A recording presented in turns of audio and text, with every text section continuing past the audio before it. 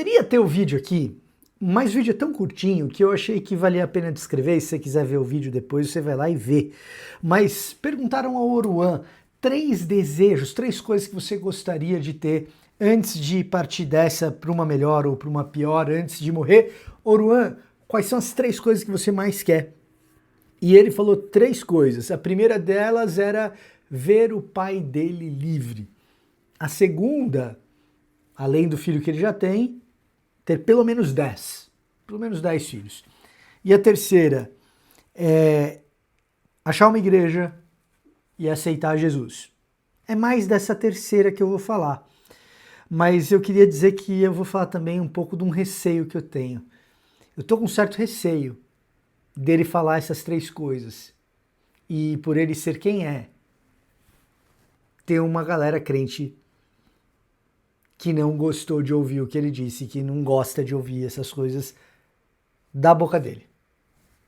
Olá, eu sou Victor Fontana, esse aqui é o meu canal, ele pode ser um pouco seu também, para isso basta que você se inscreva nesse canal, ative as notificações, deixe seu like, seu comentário. Se você faz essas coisas, você se ajuda, principalmente se você gosta de Bíblia e de teologia, porque esse é o assunto por aqui.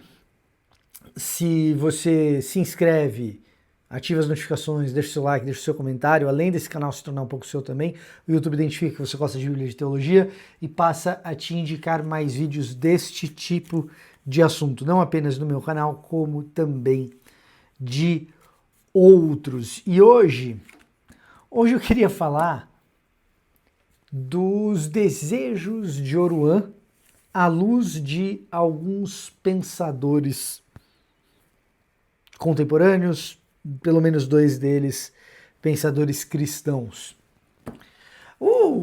A coisa mais rasa, mais pueril que eu queria deixar é que, assim, a fala do Oruan deveria alegrar cristãos conservadores. Por quê? Porque ele está querendo estar mais perto do pai, família, querendo constituir uma família grande, 10 filhos, e quer estar numa igreja, quer conhecer Jesus. Ele disse aceitar Jesus. Então, deveria alegrar, mas sendo o Oruan filho do Marcinho VP e tendo ele a ligação com as facções que ele tem, cujos nomes não vou dizer aqui por motivos algorítmicos, cara, vai ter gente achando ruim, vai ter gente com sentimentos mistos, vai ter gente achando bom.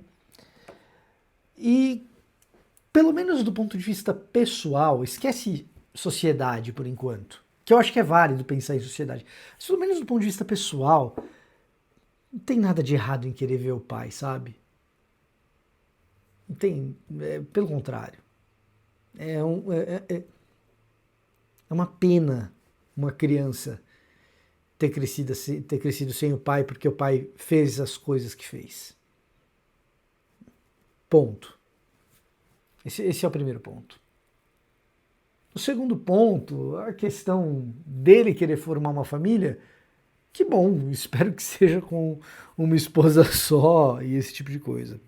E o terceiro eu quero me concentrar um pouco mais, que é o fato dele querer ir à igreja e aceitar a Jesus, antes de morrer, não agora, hein? E eu fico me questionando o que faz alguém adiar essa decisão.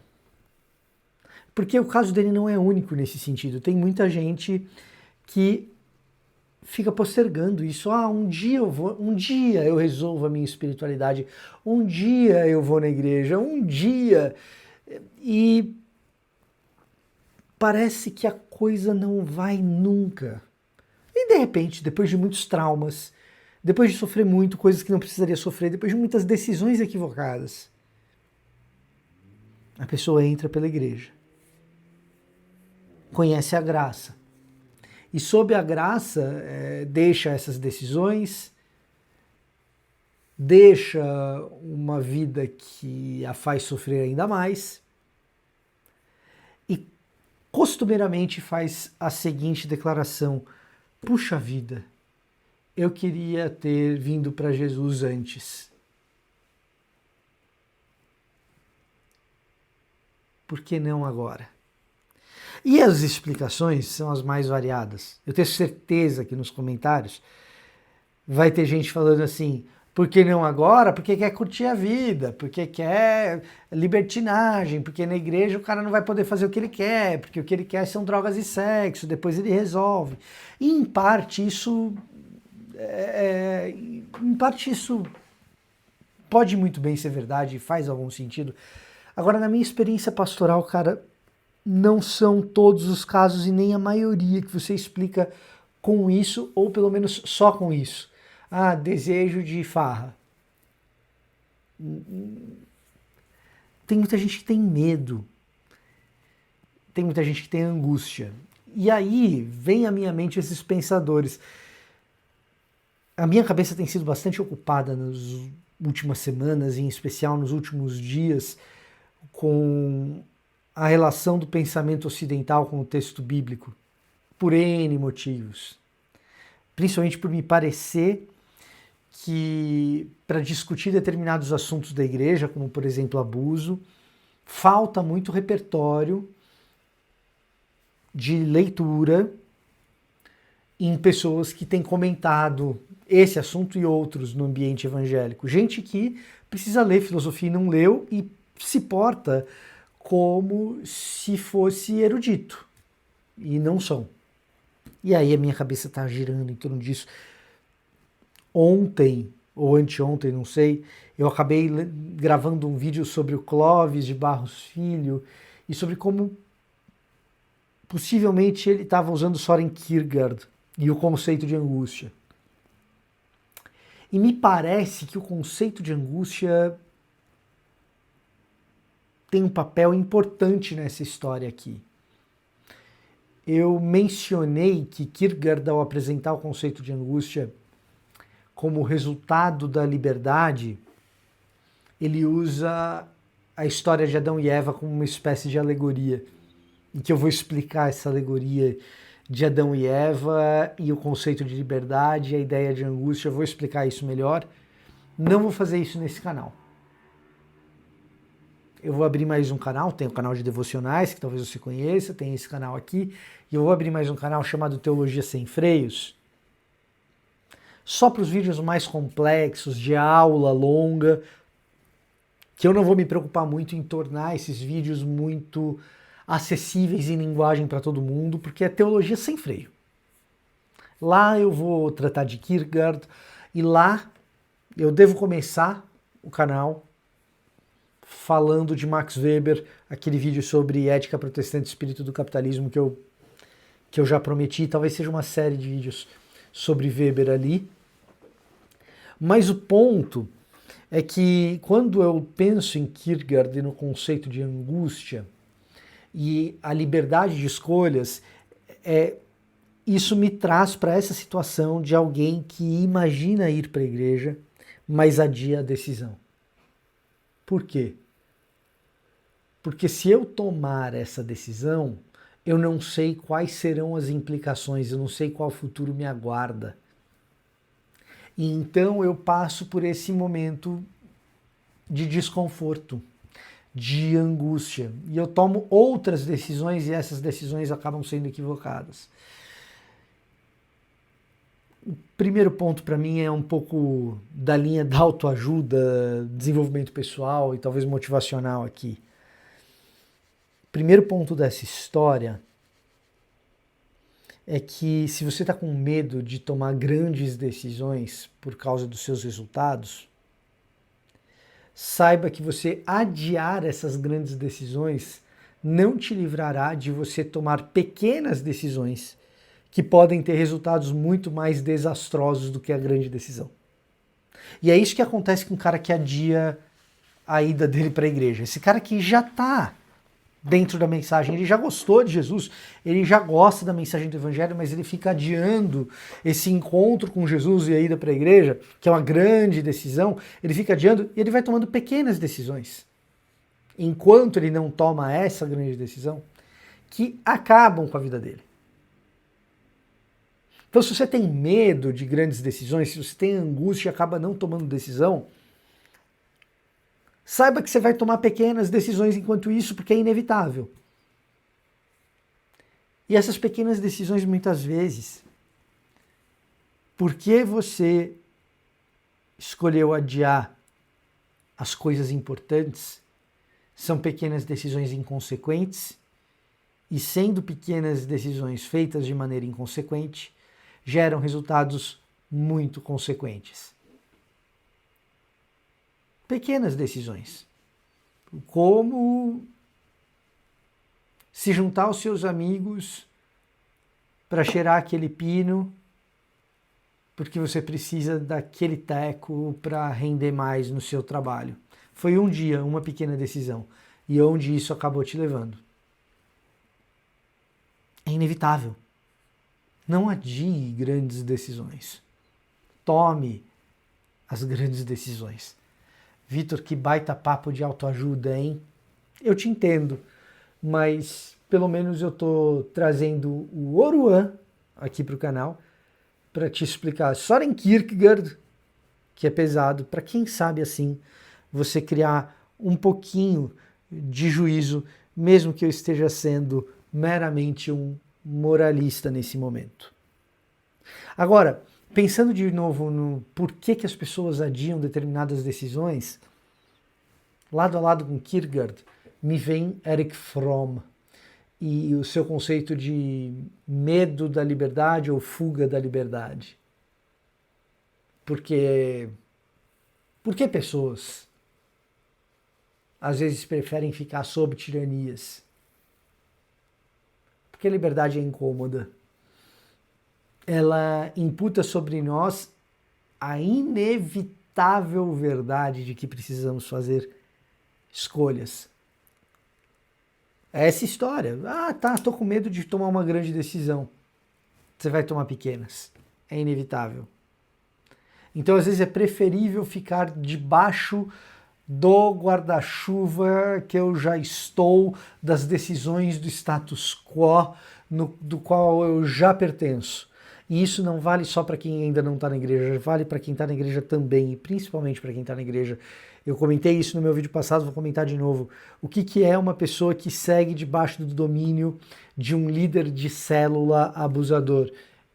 Muitas vezes é uma pessoa que acha que esse domínio é ruim, mas é pior viver a vida livre desse domínio, porque ali eu vou para as minhas próprias decisões e terei que arcar com a incerteza do fracasso nas minhas próprias decisões. Aqui, se eu fracassar, pelo menos quem tomou a decisão foi o líder. Erich Fromm, importante pensador do século XX.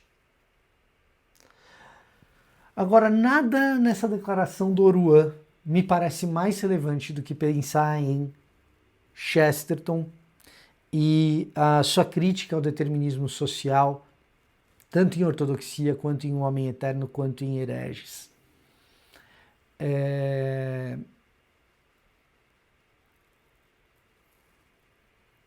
Chesterton é um grande crítico daquele papo que, na minha opinião, tem algum mérito, para o Chesterton não tem nenhum, tá? De que, coitadinho, ele é assim porque ele nasceu naquela situação. Então, você olhar para uma pessoa má, mas porque ela não teve acesso à educação, porque ela cresceu num bairro pobre, porque a sociedade foi ruim com ele, então ele se tornou nessa pessoa má, então coitadinho, vítima da sociedade e tal. E o Chesterton é muito crítico desse papo de vítima da sociedade. Eu estou traduzindo Chesterton pro jargão de hoje, tá? Mas ele é muito crítico do determinismo social e desse tipo de ideia de que o ser humano é um produto do meio. Ele abomina isso. Eu acho que ele tem certa razão. Porque sim, a agência individual, a capacidade do indivíduo de tomar decisões e de mudar situações, é uma capacidade que existe. Embora mudar essas situações drasticamente seja excepcional. São as exceções que conseguem mudar tudo. Às vezes exceções que comprovam a regra, alguém diria. Mas o fato é que se você se incomodou muito com a ideia de conversão do Oruan, saiba que o pensamento conservador vai dizer que a conversão do Oruan é a coisa mais possível e desejável que pode acontecer.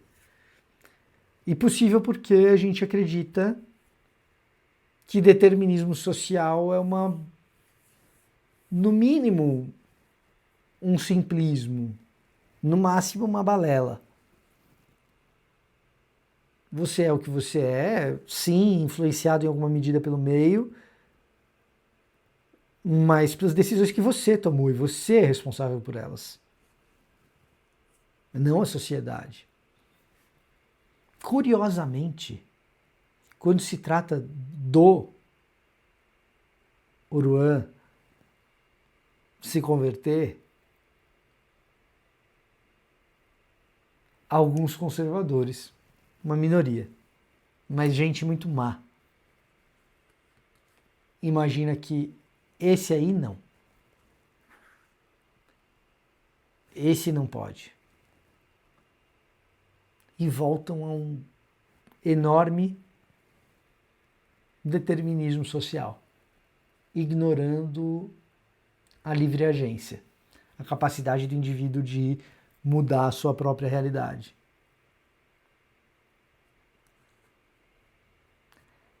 Sim, indivíduos tomam decisões e mudam suas próprias realidades.